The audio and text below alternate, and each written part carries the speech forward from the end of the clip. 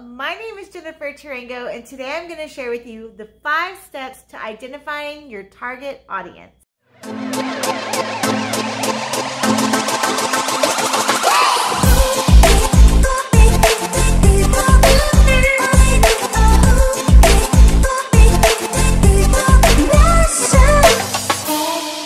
Hello, my name is Jennifer Tarango, and I help the underdog in business unlock and manifest the fighting spirit by unapologetically showing up as you.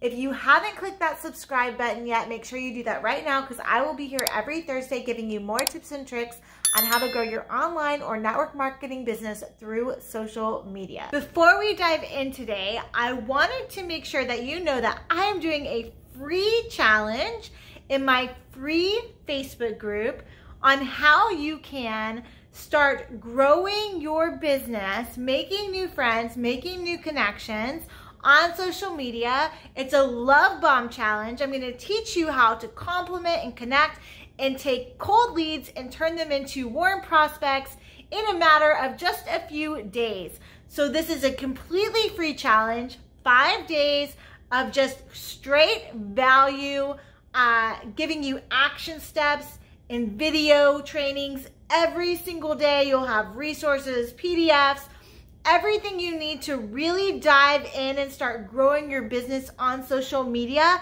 So if you aren't already in my free Facebook group, The Superstar Show, which I will link below, make sure you get in there before this Monday, because this Monday I'm dropping all the value and we're doing that Love Bomb Challenge, and we would love to have you join us to be a part of that group and of that community and that challenge.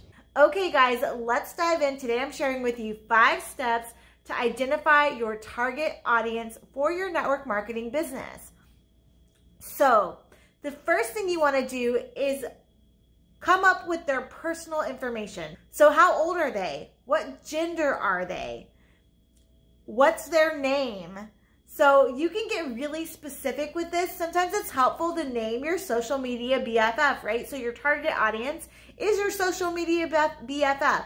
What do they look like? What's their name? But definitely what gender they are and what age they are. So you want this to be really specific. So you could say, you know, women between the age of 35 and 45. You want to narrow it down. So you don't want to be like, well, pretty much any woman between the age of 16 and 90, right? That's too broad. You want it to be really narrow. So personal information, age, gender, things along those lines. The second thing you want to identify are their goals and obstacles. So what are their career goals? What's standing in the way of their career goals, right? So what are their goals? Are they trying to promote at their job? Are they stuck with a glass ceiling? Are they stuck because they're a woman? They feel like they can't promote because only men get promoted in the industry that they're in. They're in a male-dominated industry. So what are their goals and what are their obstacles? And how can you help them accomplish their goals? Or how can you help them overcome obstacles that they're facing to get to their goals? The third thing you want to ask yourself when identifying your target audience are, what is their career? What is their job? What are their skills when it comes to working? So are they a teacher? So are they good at teaching? Are they a stay-at-home mom? You know, what are their skills? What do they do for work? Are they retired? So all of these things can help you when looking at your target audience. So for example, if you're a teacher, it would be good for you to target teachers because you can relate to teachers. If you're a nurse, it would be good for your target audience to be nurses or other people in the medical field, because you're going to relate more to them and y'all are going to have similar work schedules and things along those lines. So you're going to be able to better help people if you understand their job and skills that they currently have. And the fourth thing you want to find out when identifying your target audience are values and fears. So what are their values? What value will your product or service provide? For example, if my target audience is stay-at-home moms between the age of 35 and 45, okay?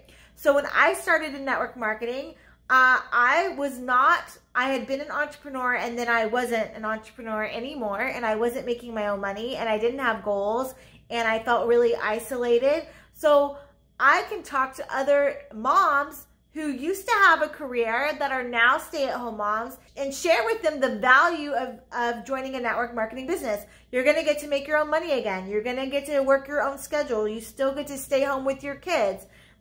You get to be around other empowering women or other empowering people. You get to have goals again, set goals and push for something and do something for yourself, right?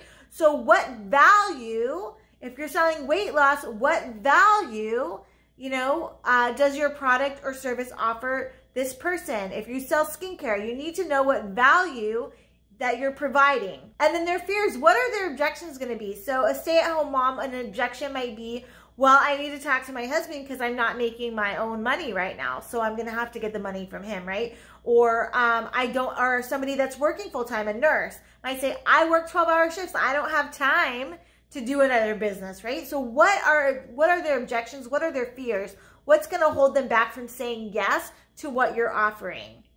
If they're a stay-at-home mom and they want to lose weight, but they're not making their own money, that's going to be too much money for me to spend that much on weight loss. So what you want to think ahead, what are their objections? What are their most likely objections going to be?